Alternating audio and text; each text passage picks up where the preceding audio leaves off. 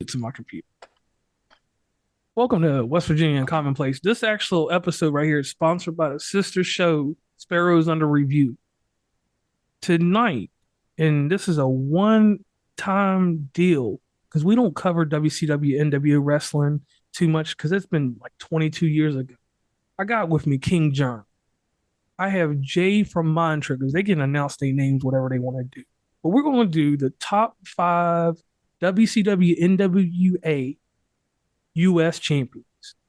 So real quick, let me pass it along to Jay since he's new in the collective. Speak your business. Going on, y'all. This Jay, always in the background for Mind Triggers. One fourth host. That's a lot of us. So shout out to Juicy, Nye, and Henny Luke. And thanks for having me on. Appreciate it. No doubt. And now the illustrious, the most famous podcaster on earth, King John. JR, you're so flattering with the comments. But yo, what's going on, people? It's your boy King Jerm, aka the People's Champion, aka the most electrifying motherfucking podcast today, aka Ravishing Rick Rude. I'm in the building, man. One half of the pod saved our marriage. What's going on, y'all, man? And respectively, go out and check out both these podcasts. You will find them in the show notes on here and on whatever other crap that I do. You know, I got different endeavors. So first off, NWA. Ted Turner and his people, they bought Mid-Atlantic Wrestling. So to observe this properly, the respect for the first champion, Harley Race. I want to just put that out there on the floor. He was the inaugural champion of the belt that was defended in the Mid-Atlantic division, which is the East Coast. We're all part of the East Coast. So any other region that happened before 1971, I believe, I can't speak on because we don't know what's going on with all 70 U.S. belts. We just know what was happening in our region. Now, to go deeper into this, King Jerm is from an illustrious area, which is North Carolina. So he is from wrestling royalty. Won't say the exact city he's from because I don't want nobody to come get him. But Greensboro, I don't let it no more. Say that shit. Greensboro. And then the crazy thing about where Jay, he's up there in New Jersey. So the crazy thing about wrestling up there, wrestling was broken up into so many different territories up there that when Jim Crockett would send that title up there to be recognized that far north, even though it was the Atlantic, sometimes them titles would change hands and they would not be recognized. So that's one crazy thing about the territories back then, which we don't have now. So let's dive into this. Let's start off with you, Jay, since you new with us. Let's get your top 5 out of the way. All right, let me see. Now I'm very biased, so I want to throw him out there right away. One of my favorite wrestlers. He got to be Chris Benoit. Yo. I don't care what people say about him. I know he did. We ain't talking about that, but we just talk about basic wrestling and submission. Chris Benoit, like he had the U.S. title, 5 reigns. How many people you seen break out of the crippler crossface? How many? I can't tell you any. I know his wife and child didn't break out of that. I know that much. I'm trying to avoid going with. I'm sorry, I couldn't resist. I'm glad I got him out the way first, though. I'm glad I got him out the way first. Chris Benoit was a fucking animal, dog. Like in the ring, he had no regard for his body. I mean, he was a technician. He was good on the microphone. I mean, he was a wrestler's wrestler. I mean, you can't go wrong with Chris Benoit. The greatest fucking chops on earth. Oh yeah, like you can't. The guy held it for like 350 something days. That title. Yeah, he was pretty tough. Hell, like who? Nah, like nobody was at that time. Nobody really fucking with him at that time. What was his nickname? Like the Rabbit Wolverine or some shit like that? The Wolverine. Yeah. That was a wild boy. That's one of my favorite wrestlers any day. Okay. Let me see. Next we got let me see. No particular order though. Yeah. Okay. Lance Storm. Lance Storm. You know Lance Storm, all the shit that he done did back in ECW. Well, yeah, and he made the title the Canadian title though. So yes. Yeah, I'll give you that. Go ahead. So I don't think when he came to WCW, I don't think they didn't really do a good job with him like how they did in ECW. They dropped the ball on that one. But just pure another technical wrestler also. Cause I was late to the bandwagon on him. Not until I started seeing him in ECW with Justin Incredible. That's when I really started to like him. And I'm like, damn, he's pretty good. Them Canadian wrestlers are really good. So of course you got to put Cena in there. I'm not a Cena fan, but I respect them. So you got to put John Cena in there just for having that open title. For anybody could just come in and fight. Only reason I put him in there. All right, we're gonna give you an asterisk on that because see, that's under the WWE reign. We was covering WCW, so okay. We'll give it to him. We'll give it to him in this prestige because that's one title that he can actually say that he after it left WCW, he was prominent with it like 5 times, something like that. So we can let that one slide. Okay, we'll let that one slide. Let me see who else I put on there. Oh, DDP. Nah. That's a good one right there. Not DDP. DDP was a good one. Come on, think about that reign. He fucked up Randy Savage when he had that title. So yeah, I can go with that. DDP, the first what Diamond Cutter out of nowhere. Before Randy Orton, he was Diamond Cutting people out of nowhere. And that shit was stiff as hell. It was stiff as hell, but he damn near Diamond Cut the whole NW the whole NWA. Everybody was coming in. They was getting Diamond Cut. Everybody. So that's one of my top guys right there. The next one I put in there, he didn't have a long reign, which I'm mad that he didn't. But he's a very good storyteller, and he should have had it longer. Again, they dropped the ball when he came in there. It's gonna be Raven. Wow. His reign was not long at all. One day. Exactly. Goldberg beat his ass next night. It's like, come on, like they could have put some more respect on him. Like the guy is a good storyteller.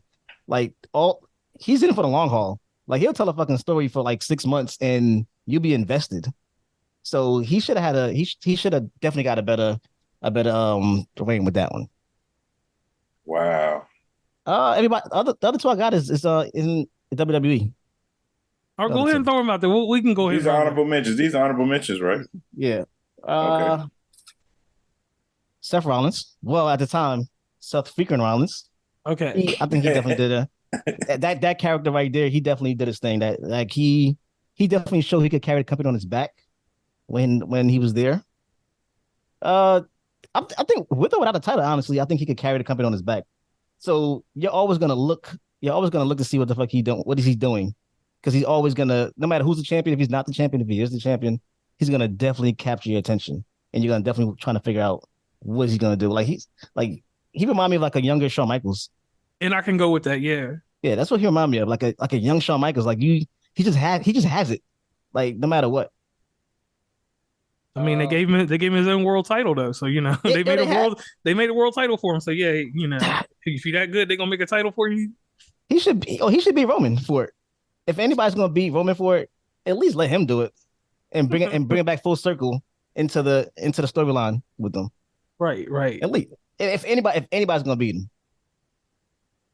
Let me see. Said Lance Storm. We said Cena. And this one, I don't know why. I don't know why I like him, but I like him when he had the title. Austin Theory. Oh wow. I don't see that's too new school. Like I know, but I just loved him when he had the title. Like you hate him so much that you want him to lose it.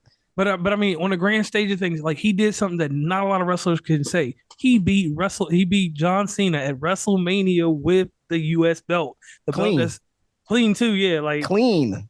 So I can go with that as an honorable mention. Yeah, clean. Now King Jerm. Yes, sir. It's time for the greatest Greensboro wrestling fan to give us his list. Let's go with it. All right, man. In no particular order, man. I'm starting my first one. I'm going Dusty Rhodes, man. Can't go wrong with Big Dust, man. Big Dust, he was the man on the mic. He had a little soul with him. He was out of shape. He did not look like muscular at all. He looked like somebody that worked on your fucking house, or the plumber or the construction worker. Like a dad? Yeah, he looked like a dad, uncle, whatever. And he just used to come out, especially during the bunkhouse stampede matches, where he'd come with his t-shirt, the cut-off sleeves, if he tucked in, he had the cowboy boots on. Like, you couldn't go wrong with Big Dust, man. So I'm going with Big Dust, man. Number 4, for my second one, I got Sting. Now, Sting was like my second favorite wrestler of all time. Like second. Like he was the man when I was in fourth grade. Like I said, I got to touch his hand one time. And it just like I lost my fucking mind. Sting, like California Sting, not that weirdo crow that's in the rafters. Not that one. I'm talking about California Sting. Yes, the one that was from Venice Beach and they could jump across the fucking ring. That Sting, you know what I'm saying? So that's my second one. Third one, I got to go with the Russian sickle, Nikita Koloff. He was a staple. He was a staple with the U.S. title. He had some epic battles with my next guy. You know what I'm saying? Nikita Koloff was just, I mean, he was the man. You know what I'm saying? And the next guy I got, Magnum TA. Magnum TA and Nikita Koloff used to have epic fucking battles in the ring over the U.S. title. And Magnum TA, man, like I said, his career was cut short by a car accident. And like I said, to this day, I still think the Four Horsemen had something to do with his car being wrecked. I don't want to believe it was an accident. I know Ric Flair and them had something to do with it, but, you know, that's just me. And my last one, my top 5 U.S. champions, y'all know what it is, man. It's Ravishing, Rick Rude. I mean, who else you think it was going to be? Now, Rick Rude, like I said, another person that should have went further in the business, but he was so fucking loyal. You know what I'm saying? He ain't like the way shit was getting done. So he left the business and you know, then he had a problem with the women. He loved the women too much. So, I mean, he had the physique, he had the character, he had the moves. He was a wrestler's, like, you know, somebody you look to that want to look like. And so shout out to Rick Rude.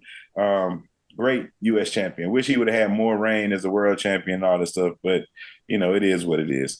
As far as my honorable mentions, I got Lex Luger, total package. You know what I'm saying? Honorable mention, JR. Don't make that face, JR. Honorable mention. Lex? Yes. I never was a Lex fan. I mean, again, he had the physique, everything, the title. He was with the Four Horsemen for a little bit. You know what I'm saying? He went to WWF, and that was weird, whole weird scenario. My next honorable mention is Goldberg. Goldberg in the bedroom. Goldberg, Goldberg, he used to get you hyped. The 3 minutes that he used to be in the ring were exciting. You know what I'm saying? As soon as you hear the music, doom, doo, doo, doo, doo, you see the smoke, he come in, he doing a couple moves, jackhammer, spear, he's out of the ring, man. That was it. Curtain closed, that's it. If I go home. Yeah, you know, like Nitro got about 10 minutes left. Okay, it's Goldberg time. You know what I'm saying? They got just enough time for a Goldberg match. My last honorable mention, well, I got 2 honorable mentions, but I'm going to cut one of them off because I don't want to take up too much time. I'm going to go with Chief Wahoo McDaniel. I mean, he was one of the OG. I even got the belt, the one that Wahoo McDaniel, Magnum TA, I have that belt. That's the one I bought. I had to have me a wrestling belt, the U.S. title, and I got one. That's the one I got, the one that Wahoo McDaniel got. Like Wahoo was one of those battle tested. I think he had the belt maybe about 6 times, maybe 4 to 6 times. I know he was the U.S. champion. So you got to love Wahoo. He'd come out there in the headdress and everything, the Native American swag and all that shit, and he would kick ass, man. So that was my last honorable mention, Wahoo McDaniel. So in comparison to both y'all's lists, you know, a little generation gap, but y'all had solid contenders. Now, here comes me, JR, aka the real podcast living legend like Larry Sabisco. My honorable mention list is what I need to do first. Michael Hayes. Coming from a triad you got to say his name right. You just called him Michael Hayes, man. Michael P.S. Hayes, all right, man. Thank you, man. Michael Hayes sound like an actor or the motherfucker, my lawyer or some shit like that. And then the crazy thing about why he's my honorable mention is because what he did for the U.S. title when it came to the WWE later on, how he elevated it with certain superstars that you mentioned earlier, Jay. Stan Hansen. Stan Hansen makes my list because he won this in 1990. And he was in the middle of his prime in Japan. He just come over for a little bit for Halloween Havoc. And they were like, oh, we'll give you a title if you do, Lariat. Big Van Vader. His reign was only cut short because he got disqualified for beating up an official. Like some real life, it won't know kayfabe. He really put his hands on somebody. Like you couldn't mess with Vader in real life. Y'all know what he did to Paul. He from Compton, man. Oh yeah, I'm thinking of Bam Bam from Jersey. I'm thinking of Bam Bam. Yeah. When we do ECW show, he'll definitely be around. All right. Now, Raven for his one night reign, but I got a surprising one as my last one. This person had a 5 minute reign as champion. They held the title twice, and he would go on to have monstrous success in the WWE under another monarchy. He was kind of cold, if you know who I'm talking about. Stunning Steve Austin. Oh, yeah. 2 reigns, but his reign is memorable as an honorable mention because it was against Ricky Steamboat and some stuff like that. And Ricky, the people that he was wrestling, Dustin Rhodes, which is Goldust, he didn't wrestle memorable people because they were some were past their prime. And no offense to Goldust, but Goldust didn't get good until he was Goldust, in my opinion. I agree with that. So my list has numbers to it, and I like the way that y'all did y'all's format. So let's start with my number 5 is Terry Funk. Terry Funk, in the inception of this title and in the middle of this title and at the end of this U.S. title run, or the actual titles run in WCW, he held the belt in 3 different decades. Who the fuck did that? You know, number 4, personal friend of mine and somebody that I know, Jeff Jarrett. Oh, that's my guy right there. That's my guy. That's my guy right there. Jeff Jarrett is one of the greatest mid-card wrestlers of all time. He couldn't he could never sell out a show. He didn't draw a dime. And I said that he didn't draw a dime, like some people I know. But Jeff Jarrett, he would flip-flop from WWE to WCW. He was an Intercontinental Champion one night, lost to China, went to WCW, beat up Buff Bagwell. Then they gave him the U.S. belt on Thursday, Thunder. He was two mid-card champions for 2 different companies in a week. Who's done that? That is that guy. And I know Rick Rude had the appearances on all 3 shows, but mid-card. Number 3, and this is crazy that I put him at number 3, but it makes sense. Bret Hart. Bret Hart at the end of WCW's the 97 or 98 to 99 plateau, he held that title for 5 times, and he beat powerful people. He beat an out-of-shape Roddy Piper. He beat your boy Diamond Dallas Page.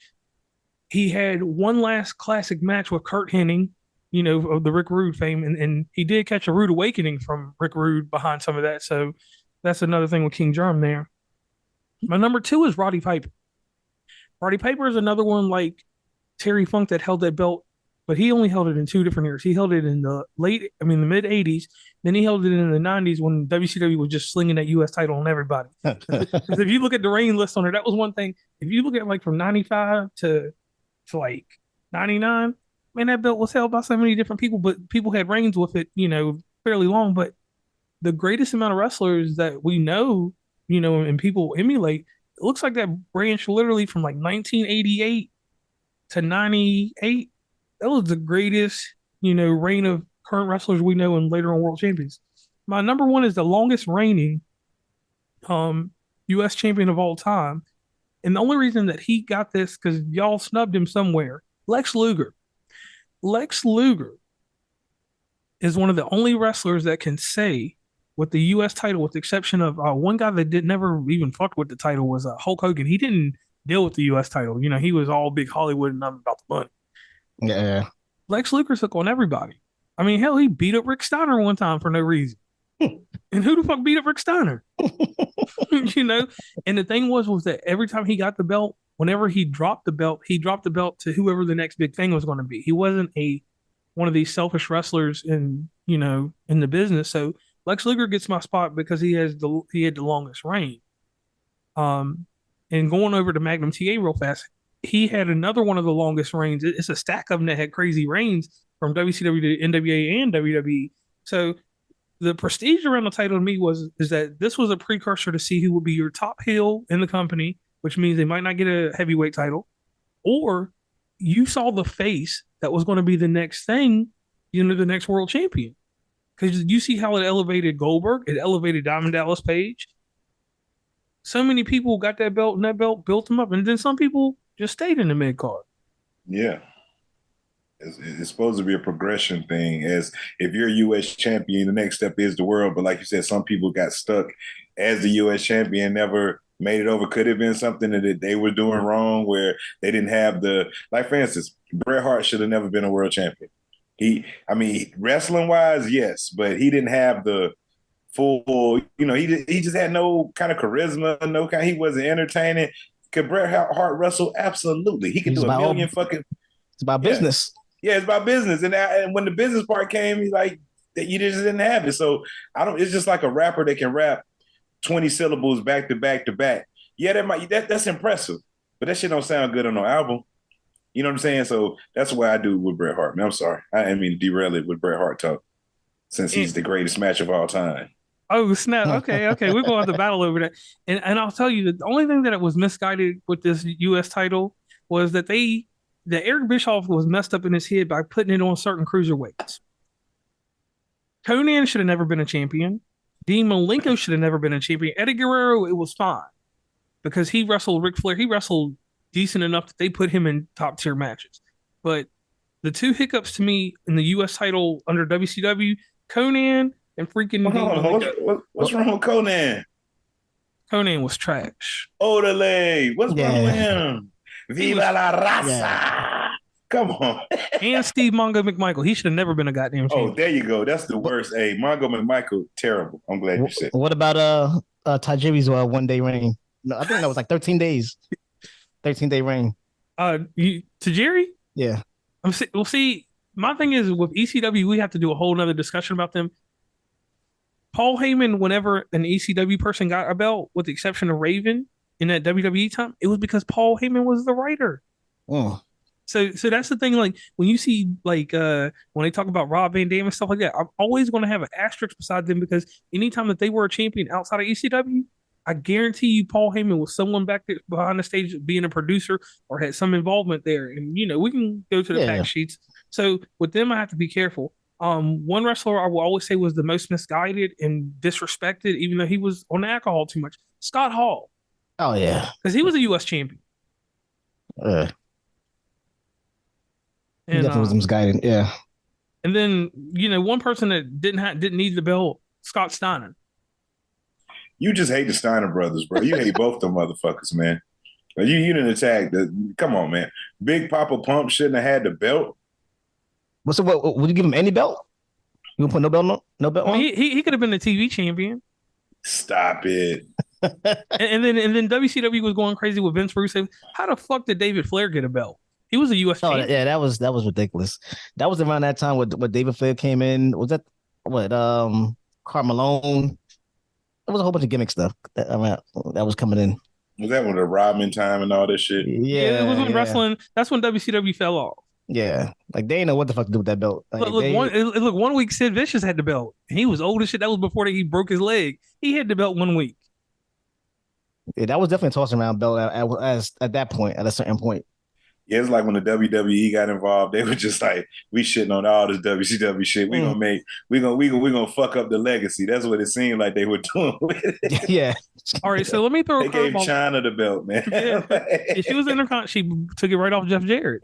Now let me ask y'all this, right? So, what would y'all consider y'all's greatest U.S. championship match? I'm gonna go first. I am not a Sting fan, but when Sting beat, what was it? I think it was the Great American Bash. He beat Ming for the U.S. belt in like a tournament or something. Sting, because 95 was like the last time we had Surfer Sting, so like Sting to me is an exciting wrestler during that time period. Stinger Splash and the motherfucking Death Drop. If Bret Hart had stole that move from him and put that with the sharpshooter, then King Jerm would like it.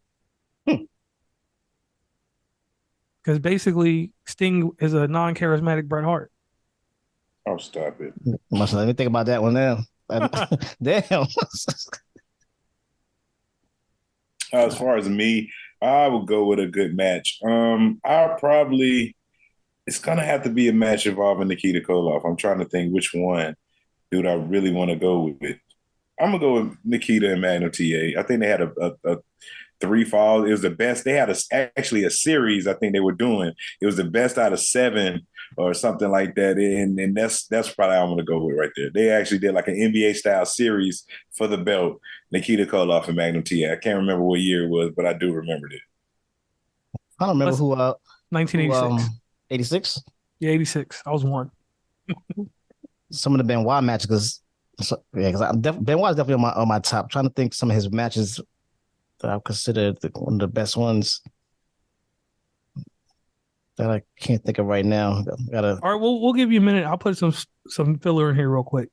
And this is to you, King Germ. I was surprised with your list that I didn't hear about four horsemen that we don't talk a lot about. Tully Blanchard. I was wondering, He was why my other, he was my other honorable mention, but I didn't have 4 honorable mentions, so I just cut it down to 3. But he was one of my other honorable mentions. And I'll tell you a bit of history that I didn't know. I didn't know that Jimmy Snuka had the belt, He did. and I didn't know that. That was kind of crazy, but that was even before the '80s. Mm-hmm. And then another crazy thing, because my original list, Ric Flair was on it, and I had to take Ric Flair off because I thought about it. Ric Flair had that belt in the '70s, '80s, and then he had it just like freaking Terry Funk. He had it again in the '90s. Yeah, but remember what I told you? I said nobody remembers Ric Flair as the U.S. champion. That just Right. you don't put that belt with him. That's not a belt you associate with him. The big gold belt is the NWA title. We call it the Ric Flair belt. That's what we call it. Nobody calls it. They be like, yo, man, the Ric Flair belt. That's just what it's called. The Ric Flair belt. So yeah. But I will say this, like, it's odd that throughout this title's history, and with Hogan jumping over to WCW when he did, I know that he was a big draw, but I would have thought he would have wanted to have a bunch of titles on his legacy. But he's one of them wrestlers that your mid-card belts, did he hold any? I mean, tag team titles, I know. I think Hogan has only been a tag team title and a heavyweight champion. That's it. Yeah, that was it. Yeah. He never had any belt under that. like you said, he was very Hollywood. He was like that was anything else was beneath him. Like he barely want to put people over. Yeah, like I'm going to WCW. I'm only going to be there 3 months. I want to be the champion as soon as I get there. Like, don't bring RoboCop out. Like who did he really want to put over? Like, that he wanted to. Like it was. Yeah, I mean, then think about it. Hogan was like champion for 6 years. You know what I'm saying? Ridiculous. Until he lost to Andre the Giant, I believe, or Yokozuna. Well, it was one of them two. He lost his belt to. He lost his belt to Ultimate Warrior. No, he lost before that. Oh, okay. I think he lost to like Yokozuna or Andre the Giant. It had to be Andre the Giant because Yokozuna was like 92 because he didn't want to face Bret because he didn't want that smoke with Bret Hart. He always dodged Bret Hart in his career. Who, Hogan? Hell yeah. Because he was like, yo, I don't want to wrestle that fucking damn training dummy right there. He ain't gonna say nothing. Like, I gotta do too much work. And they said Hulk Hogan really used to hit people for real. They said he really used to punch you. Like, he wasn't doing the fake shit stomping. No, they said Hulk Hogan would lay into your ass. Pause. And I could go with that. I could go with that. And especially when I seen him, and I know this is off topic, I'm sorry, audience. His wrestling in New Japan and All Japan when he was doing enziguris and shit, I was like, damn, Hogan used to wrestle. I don't remember seeing his matches in Japan. I'll send them to you later. Because I can't. You say he did an enziguri? Yeah, he did a fucking enziguri, like back in 1984, or before he went back to WWE. For the 24-inch pythons, right? And another crazy part about that Japanese wrestling, I got to see Undertaker in Japan. I just seen that yesterday. Somebody sent it to me on TikTok. Like, I was Japan. The only thing when I watch Japan wrestling, it's so silent. Like they just did it to admire the skill. Yeah. Like it's just so silent. Like it's kind of weird to me. Like it's no reaction or nothing. Like you don't know if you're doing good. Like as a wrestler, I got to be kind of frustrating. Right, and anybody that's come from there is trash now, and that's on AEW all day. I'm saying they trash. Keep my media pass though for the next one coming to West Virginia though. But anyway, so you find your match yet, Jay? I did find a match, but I'm trying to see if it was for the title when he had that triple threat match with Jericho, and it was like one more person he had that match with. Okay. Jericho was never U.S. champion. He under WWE, not WCW. Oh, okay. He wasn't in WCW. He wasn't U.S. champion. You got to think, man. Eric Bischoff didn't fuck with him, bro. Nah. He did. He did. No, he was. You got to think they let him leave in '99 and join. He did the whole Y2J thing. They let him out of his contract. But what happened though? He just wasn't a draw. That's what Eric Bischoff said he wanted. All of them. Jericho didn't become like he was like the lion tamer and all that shit when he was in WCW, right? But when he really blew up when he went to WWE, though, correct? Yeah, with that feud with The Rock. Okay. Okay, but I it's can still, understand. but in WCW, like anything they like, he was like a little bit of cruiserweight, like he was like a little bit of that, like a little bit of That everything. might, He was doing yeah. everything over there. Yeah, and he had real heat with Goldberg in the streets. Like he tried to fight Goldberg. Mm. So and Goldberg was a draw then, so they weren't gonna do nothing to mess with that. Okay, you're And, right. and the thing about it too, man, I looked at the list. I didn't know Bret Hart had the U.S. title in 2010. Damn, he was still wrestling in Eh, 2010. He came back from a stroke or something, but and who did he get it from? Did they say he got it from the Miz. for the? Yeah, I don't remember that. I remember now because at WrestleMania that year he faced Vince McMahon. Remember he had the match against Vince McMahon at the WrestleMania one year. But I Jesus. but I I'm remember the actually Miz definitely holding it and definitely doing his thing with it, but I don't remember Bret Hart beating him. and Chris Jericho, just for reference, didn't get the belt until 2017. Jesus. So that whole time when he first and when did he come to W to But he's WWE? been a world title, what, about 6 times? Yeah, and he is the first inaugural WCW WWE undisputed champion because he's the Yes. only man to beat Stone Cold and was it The Rock or Kurt Angle? It was Stone Cold and The Rock in one night.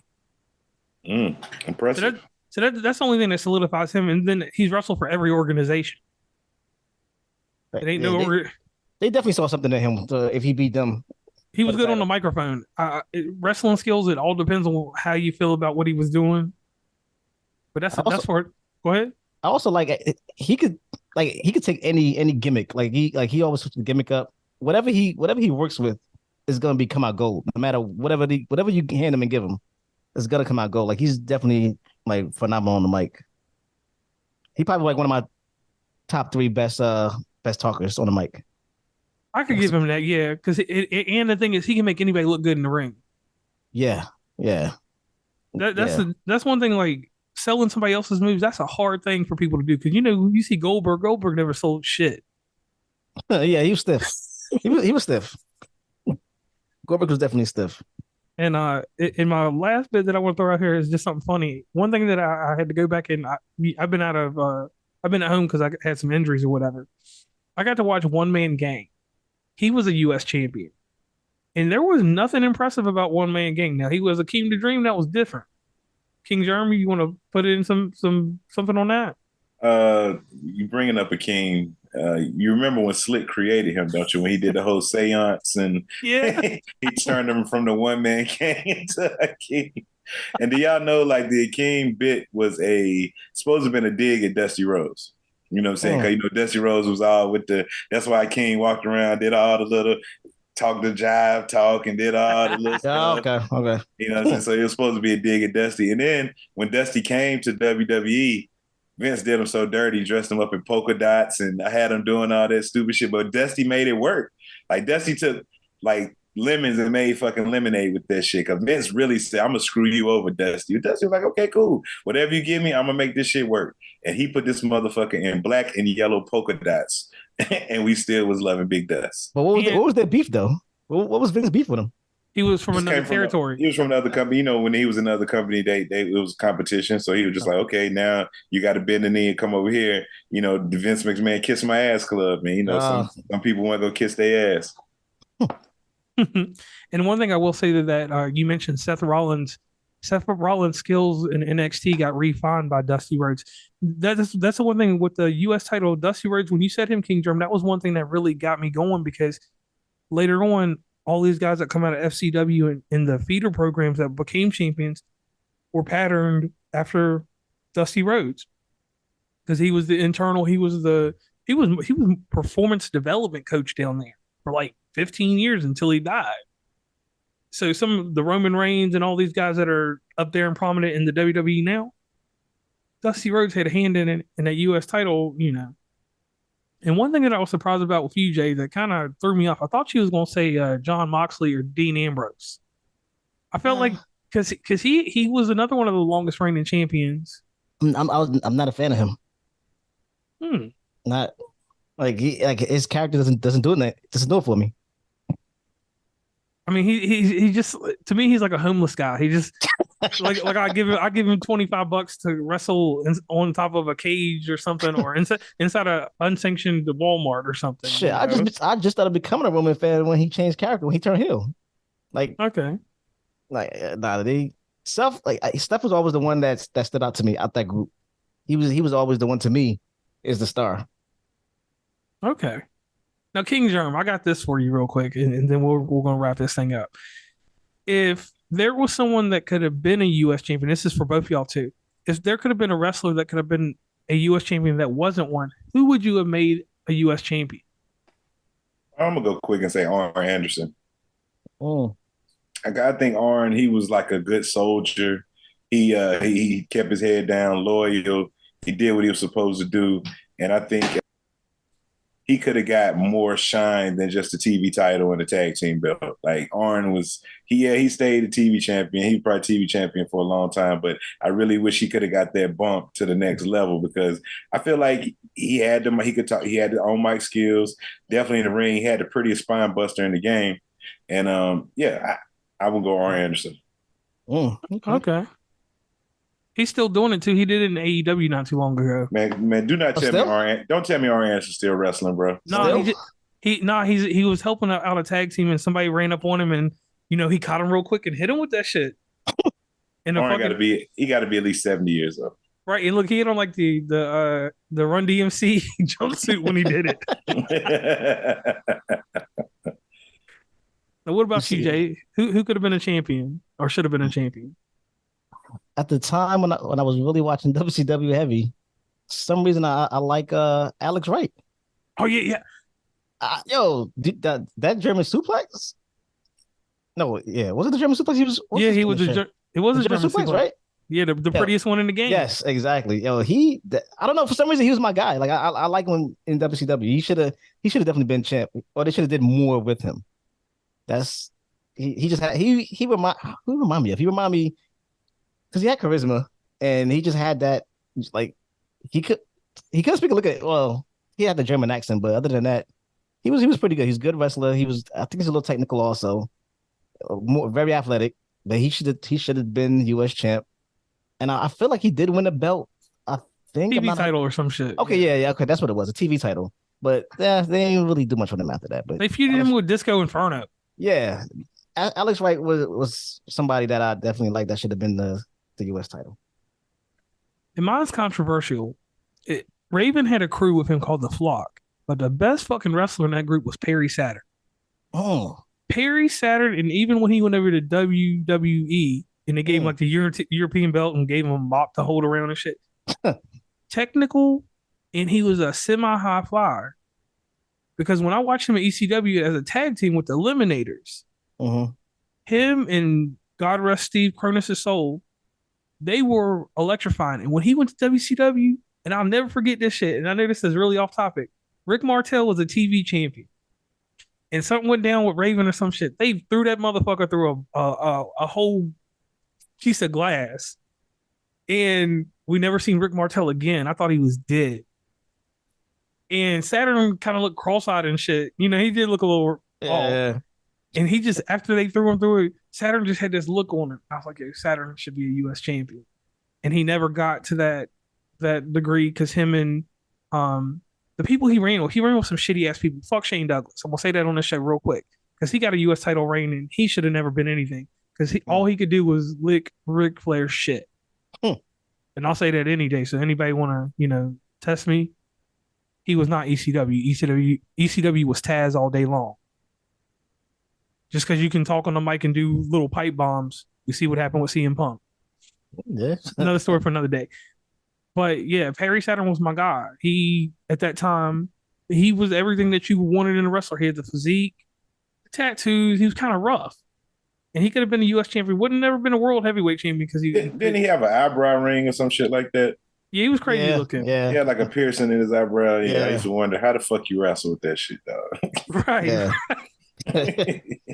But that whole crew, right? That Ravens Flock crew, they were different. They wasn't your typical looking wrestlers. Van Hammer. I don't know. I remember him in WCW before he was Van Hammer, and when he was Van Hammer, he was tough. And then I go a few years later and I see Dolph Ziggler. Dolph Ziggler, started to look like him, Van Hammer from the group. But yeah, that was a crazy thing. Maybe one day we'll have to come back and do a WCW show, like just due to generations. So, in wrapping everything up, something that we take from West Virginia Uncommonplace is this thing called the shameless plug. So, real quick, Jay, can you give us a shameless plug for your show and any endeavors you would like the world to know about? Because this episode will be out on Saturday. Yeah, make sure you listen to Mind Triggers. We're a comedy podcast, not safe for work. Our motto is, if you like the laughs, just come and listen. We have interesting stories with interesting guests. Also, make sure I have a new pod. Well, I'm helping a new podcast out that I'm doing some behind the scenes with. It's going to be called the Bougie Bay Podcast. So I'm working behind the scenes with that. Working behind the scenes with another podcast that's going to come out with my homegirl Fanny Pack from New York. So doing a lot of things behind the scenes, and just make sure you check everybody out. All right. So, one thing you forgot to do, y'all got a motto, y'all got a slogan. So, real quick, I need you to chime that up real quick. Get in spirit real quick. Get your hat right. Yes. Say the slogan. And else, how we close out the show. And always, the whole team gotta win. No matter what you do on the team. If we work with you, you're on the team. So everybody's winning. All right, now over to King Jerm. Oh man, well, y'all know the rules, man. Every Friday, check out me and my wife, Pod and Saved Our Marriage. We drop every Friday. Bonus content be on Mondays. You can reach us on the socials, Pod and Saved Our Marriage on Instagram, Pod and Saved on Twitter, X, whatever you want to call it. Come fuck with us, man. We just a married couple. We not out there giving relationship advice. If we do give advice, it's probably bad, but it'll be funny though. So check us out, man. All right, and I am JR from West Virginia Uncommonplace. Y'all know that show. Have an archival show called West Virginia Uncommonplace presents the collection. Comes out every Monday. You get new and different stuff on there. We're very seldom or whenever I decide to do stuff. And then the sponsor of this show, Stacy's own podcast, Sparrows Under Review. Hey, Stacy. It's a review podcast where she reviews everything, and we say, fuck Skyline Chili. And on Dr. that note, Pepper is trash. He says, Dr. Pepper, everybody in the building, Coke Zero. I'm a diabetic, so I got to do Coke Zero from McDonald's. So on that note, I'm JR. This is Jay, always in the background. This is King Jerm. And we're signing off. One last thing I'm going to put in here for these guys. I want to thank you guys for coming on the show, doing this with me. Normally, I have a host on the show that's not me when we do the shows because I'm that type of person. But King Jerm put me in a chicken wing and said, "You're going to have to host your own goddamn show." It's a rude awakening. You got a rude awakening. So outside of that, please listen to these podcasters and remember this one thing inside podcasting. As long as you're creating, you're making content. And when you're making content, your content is a creation that people will envy, people will like. It's going to give an array of emotions. And as long as your podcast is doing that, that's good content. When you don't make an array of emotions, it's not a podcast. It's just you on the microphone rant.